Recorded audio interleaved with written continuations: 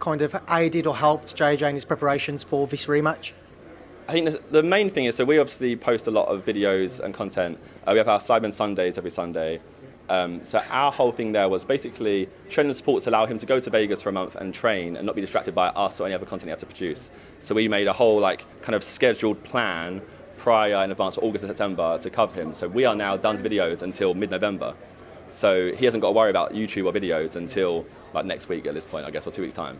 So I think that was the main thing for us, was just that having that support where he hasn't got to be distracted. He can just go away and just go train and focus on boxing only, because in the YouTube, it's so easy to get distracted by so many different things. You have a clothing line going on, you have your YouTube channels, you have the boxing, or you have something else, or you have his music. There's so many different things you can focus on, where with this, we've allowed him just to go, you know what, go away, go Vegas, forget about us, you do you, train with the Mayweathers, and just focus on that, and that's what we've done.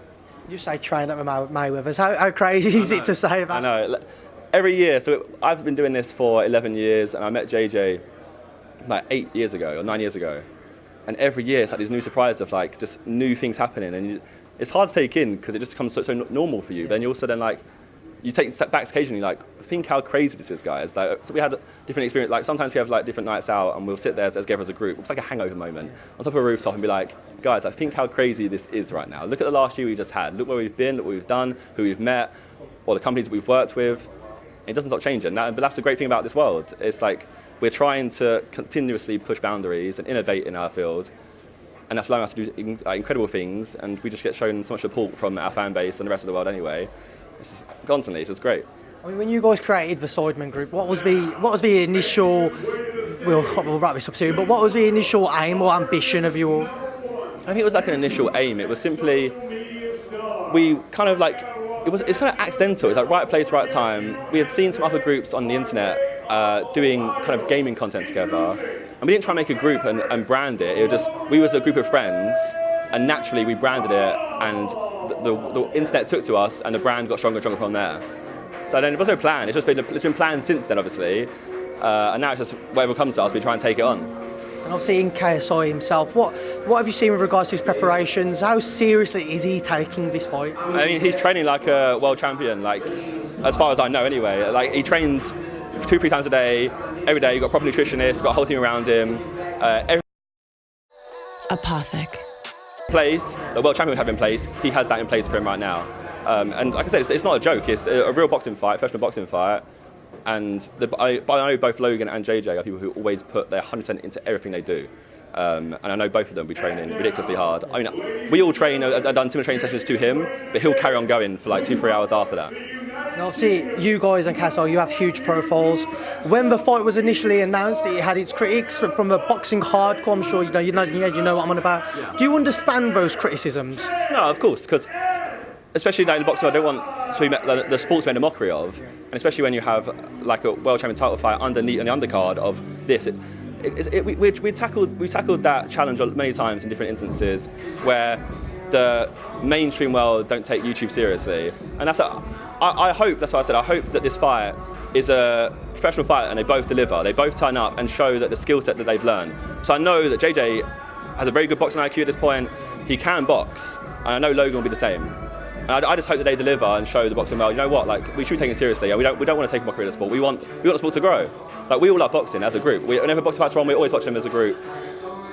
So we don't want to make a mockery of the sport. We want to make sure that the boxing world is taken seriously. And if we can get little kids come in and start boxing for themselves, he gets little kids off the streets in England. If they haven't got anything to do, JJ for himself, JJ and Vidal, his trainer, they started their own boxing camps after, was it Logan fight or Joe fight? One of the fights. They started doing weekly boxing camps, and they're getting 30, 40 kids to come to the West End training ground and do boxing camps.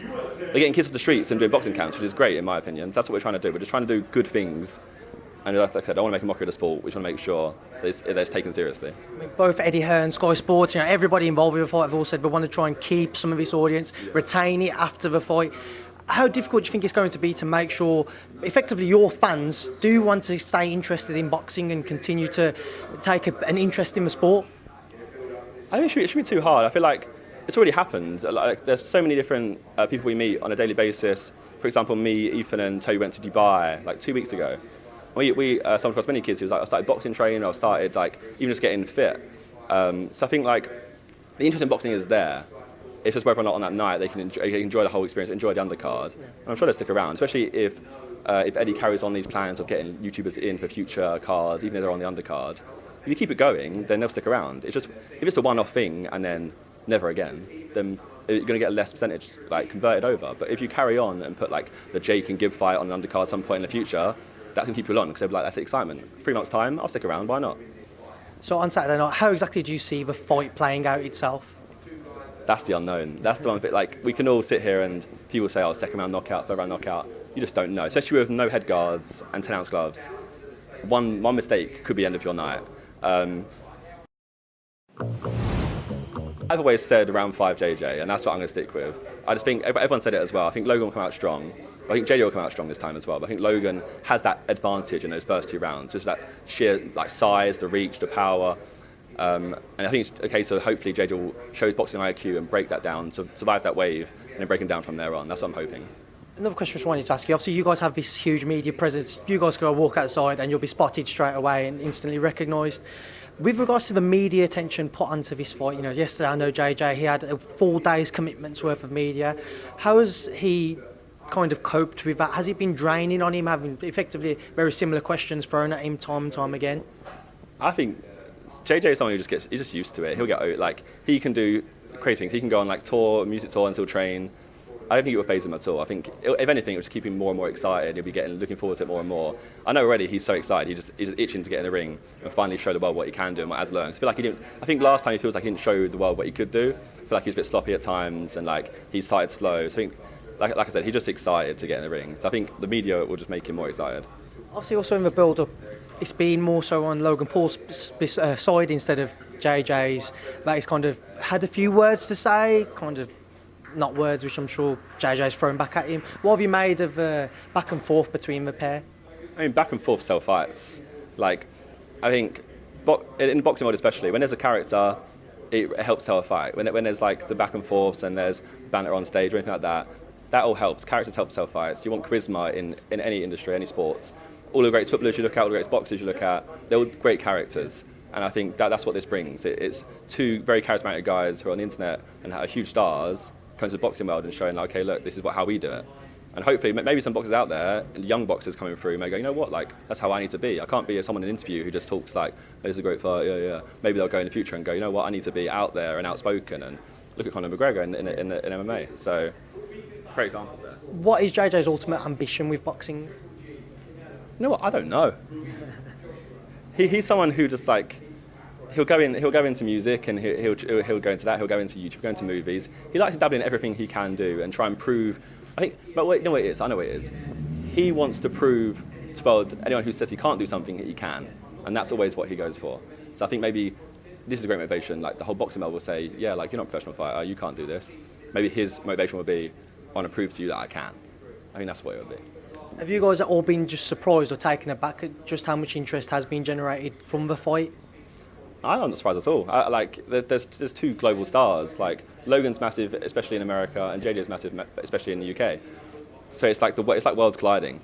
Because they're very different audiences, and they're both huge. So when our audience collides with Logan's audience, that's automatically going to create a huge like powerhouse there. Then you add Eddie Hearn into that mix, who just like this is proven here. Like the activation of just like major media everywhere.